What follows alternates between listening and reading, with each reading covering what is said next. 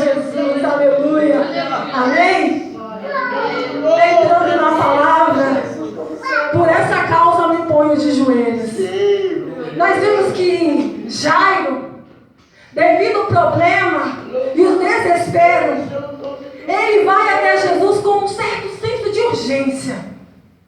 Ele tinha uma filha de aproximadamente 12 anos. E ele amava muito. Era a única filha que ele tinha. Todos os recursos que alguém poderia usar para salvar um ser ou um parente, ou ainda mais quem se ama, ele usou. Mas a Bíblia diz que não resolveu nada. A filha de Lázaro estava moribunda. Ela estava muito mal, estava à beira da morte. Amados, muitas vezes o sofrimento vem para pavimentar o nosso caminho para Deus. As aflições nos sobrevêm como fonte de bênção, muitas vezes, quando elas nos levam ao Senhor. Aleluia, Deus. Jairo cria que se Jesus fosse com ele até a sua casa e pusesse as mãos sobre a sua pequena, ela ficaria curada. Ele cria que Jesus era a esperança para a sua urgente necessidade. Jairo era um homem muito influente. Jairo era um homem que tinha nome, mas ele não se importou diante daquela situação. O que é o nome para quem está padecendo e não tem o que fazer, seus recursos chegam ao fim? O que é o dinheiro quando não se pode comprar a saúde? O que é a riqueza quando você não pode dar solução para o problema? E Jairo, ele faz isso. Ele vai até Jesus com urgência. Ele tinha algo para ser feito dentro da sua casa. Ele precisava de um milagre dentro do seu lar. E ninguém pôde ajudá-lo. Mas aí você imagina, mas quem era Jairo?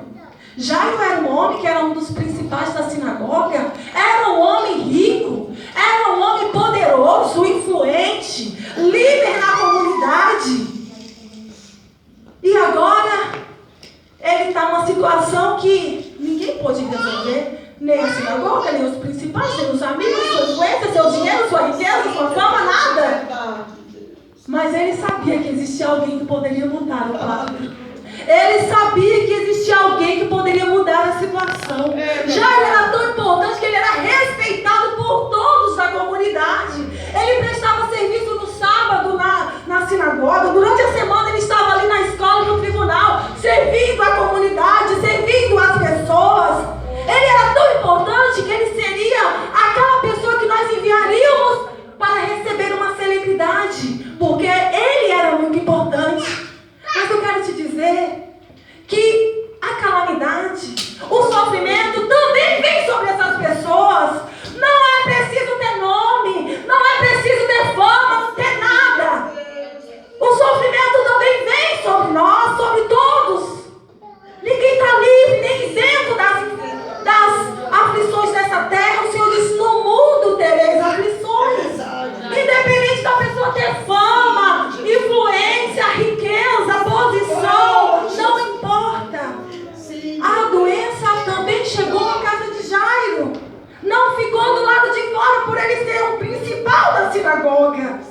E às vezes as pessoas se portam por ter uma posição, aguenta a dor, o orgulho, que aquilo ali vai resolver o problema. A pessoa se priva de descer do salto, de se despir do seu eu, de se despir da sua posição e ir até o mestre. A Bíblia nos diz que Jairo, ele era essa pessoa, muito reconhecido. A Bíblia não diz que ele tinha orgulho, que ele era orgulhoso como Naamã, mas a Bíblia diz que ele era um homem de nome, um homem bem conhecido. Isso o torna muito importante, isso o torna conhecido e respeitado por todos.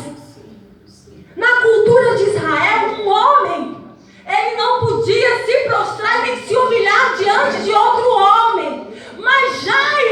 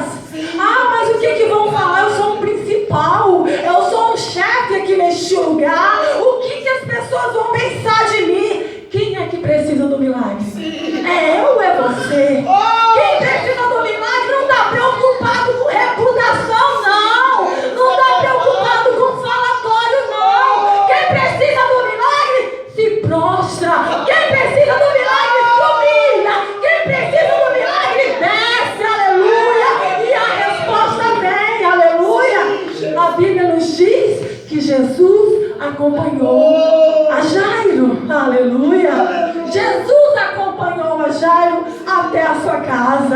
Amados, quando a gente vai se despir do nosso eu, da nossa posição e clama, o mestre vai até a nossa casa. Ele para tudo e vai até a nossa casa.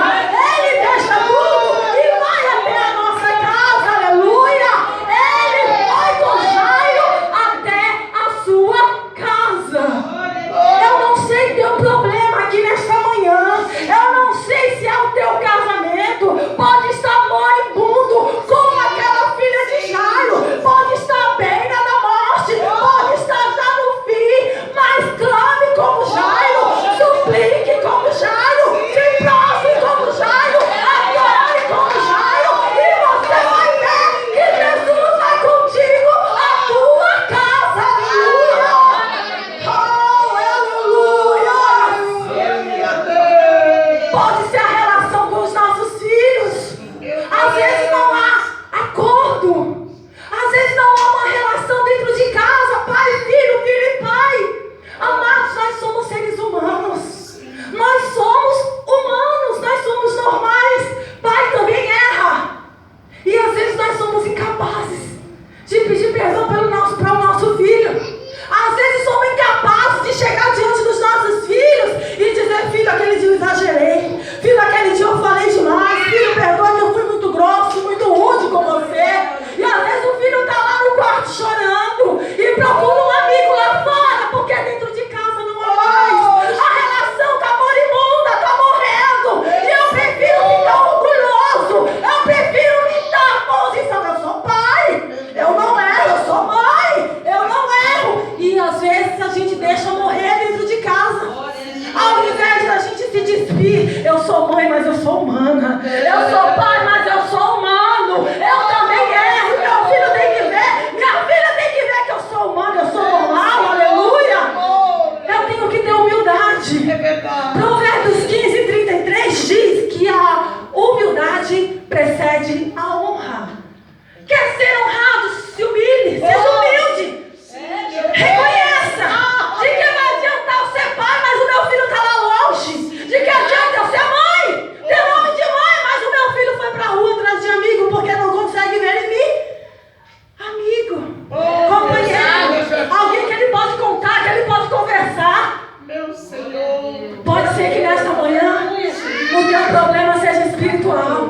Pode ser que nessa manhã o teu problema esteja muito parecido com a filha de Jairo. A vida espiritual pode estar moribunda, pode estar morrendo. E você veio aqui nesta manhã dizendo: Senhor, ressuscita, vai comigo na minha casa espiritual nesta manhã.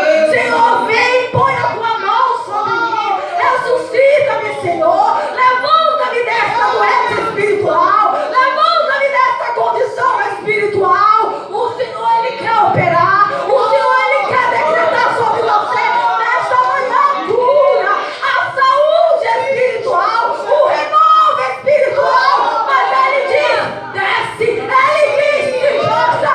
Ele diz: se humilha. Aleluia. E o milagre vai até a sua casa. Aleluia. Oh, eu estou Jesus. Aleluia. Aleluia. Eu me lembro que eu passei por uma situação muito difícil com o meu pai. Meu pai, aos 60 anos, ele sai daqui de São Paulo, morando aqui com a minha mãe, com a minha família, e decide ir para a Bahia. E lá já há um tempo, já tinha uns 2 meses mais ou menos que ele estava lá. Ele chegou no meu trabalho e falou: minha filha, eu estou me separando da sua mãe. Como assim? Eu fiquei em choque. Eu, como? Mas agora eu não entendo. O que houve? Qual o motivo? Não dá para você entender uma pessoa que foi para lá, tá tudo bem cá, e de repente decide: acabou. Ele terminou com minha mãe por telefone. Ele ligou para minha mãe para dizer que não dava mais. Minha mãe é uma serva de Deus.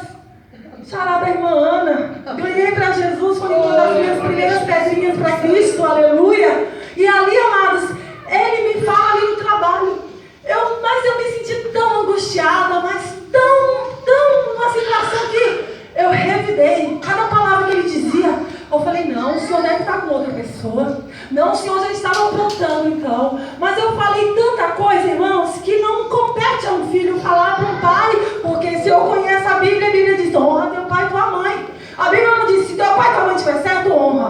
Bíblia diz, honra teu pai e tua mãe. Verdade.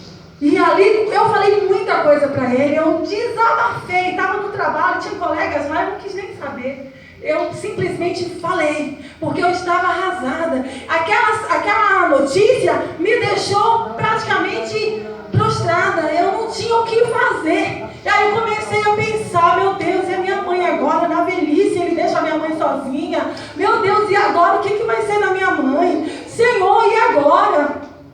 Irmãos, quando eles moravam lá perto de mim, eu saía do meu bairro, pegava o transporte e ia até a casa deles. Eu comprava pão, comprava leite e ia até a casa deles para tomar café com eles.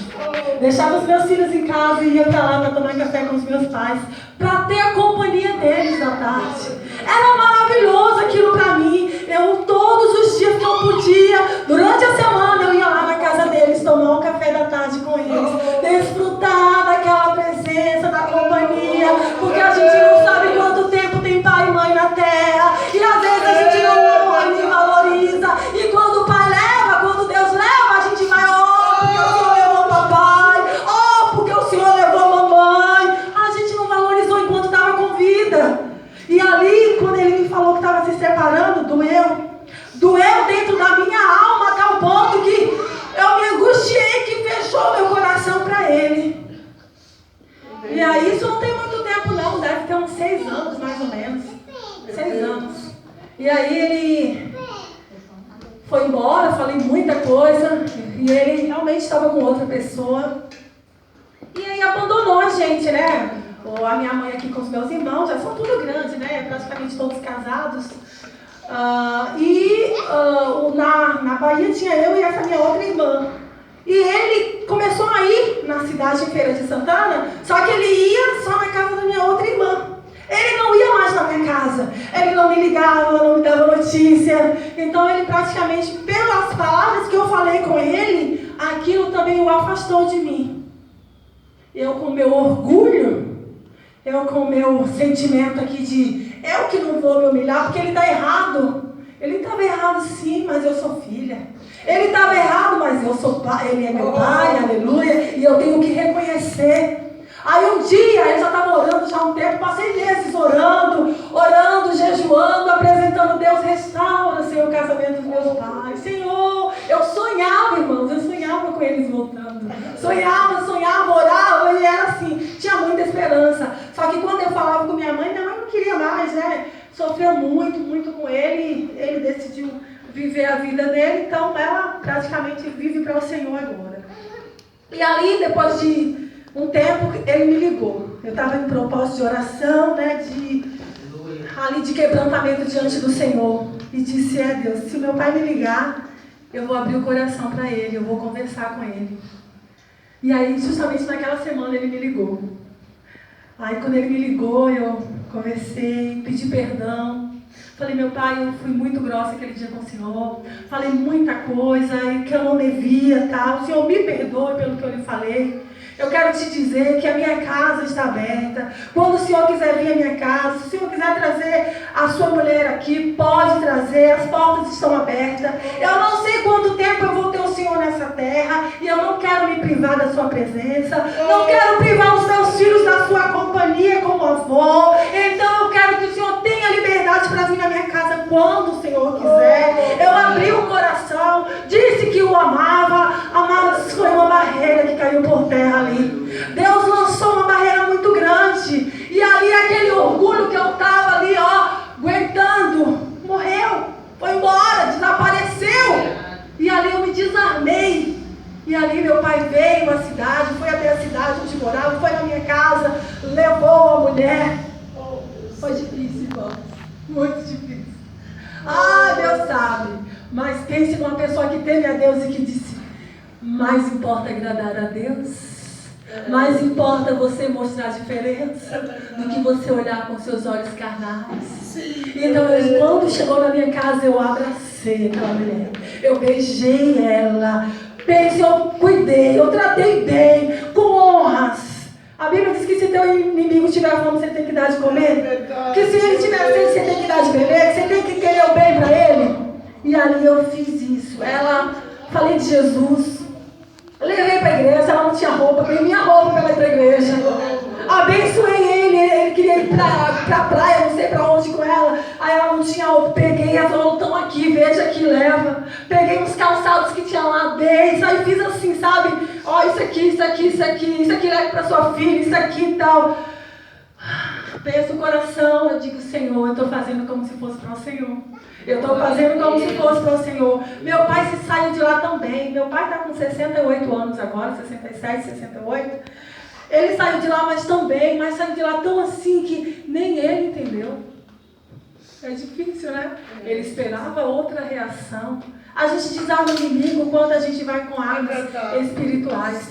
Eles chegaram lá, mas eu estava em oração. Eu estava clamando. E ali eu fui o caminho inteiro falando de Jesus para ela. Os 2 dias, 3 dias, tem que passar lá em casa e vir para a igreja. Eu falei, o caminho é Cristo. Ele é a resposta. Ele é o caminho, a verdade e a vida, não há outro Deus. E aí eu fui testemunhando. Eu não sei se ela já ouviu de Jesus alguma vez na vida dela, mas ela foi na minha casa e ela foi ali com um propósito. Deus queria mostrar para ela a diferença entre quem serve a Deus e quem não serve. E ali eu testemunhei, tratei bem. E ela saiu de lá com meu pai, saíram muito bem. Depois o meu pai me ligou, minha filha, a mulher que ficou tão regozijada que você tratou ela tão bem. Ela falou que nunca esperava ser tratada desse jeito por você. Eu falei, meu pai, mas existe um Deus na minha vida que é maior do que eu, do que a minha vontade. A carne quer fazer outra coisa, mas o Espírito que está em mim faz outra. Faz diferente, porque você não anda pela carne, você anda e vive pelo Espírito Santo. E é isso que tem que sobressair na minha e na tua vida, aleluia. E ali Deus operou esse milagre da reconciliação. Eu não sei se você está numa situação dessa com alguém da sua família que precisa se reconciliar, que precisa ir lá se humilhar. Mas quem apontou foi ele. Mas quem falou foi ela. Eu tenho razão. Deus não quer saber se você tem razão. Deus quer saber que você é luz. Deus quer saber que você tem que sobressair no meio das trevas. Deus quer saber que quando Ele está na nossa vida, nós temos que mostrar essa luz, mesmo nas trevas. Ela tem que sobressair e alcançar os demais. A culpa foi dele, deixa ele para lá. A Bíblia diz que a humildade precede a honra. Quer ser honrado? Quer ser abençoado? Então se humilha, se prostra, se rende, se desarma, aleluia, e deixa Deus trabalhar.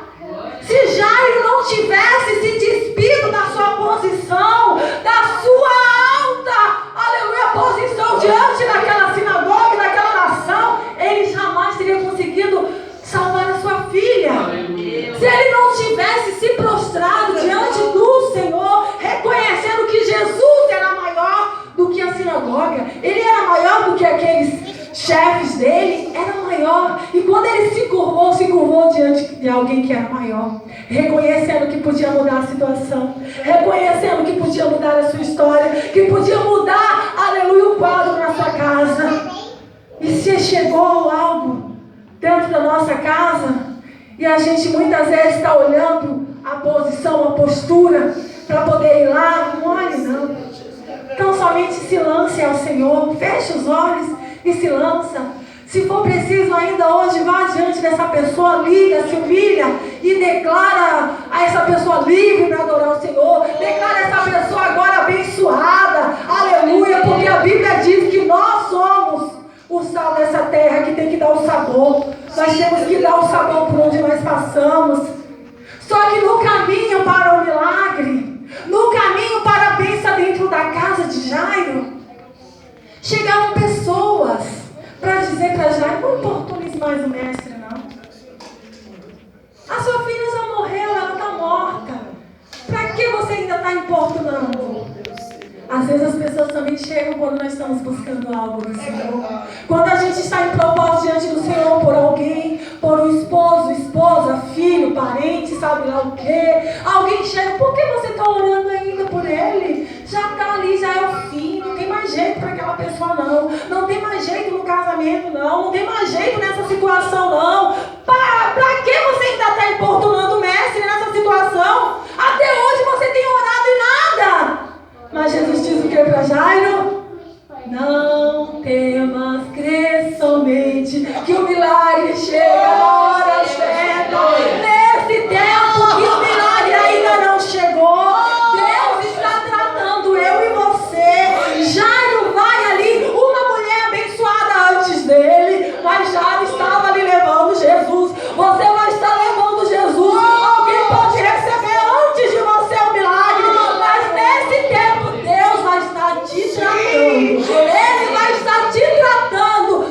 quando o milagre chegar, aleluia, você continue adorando. Aleluia.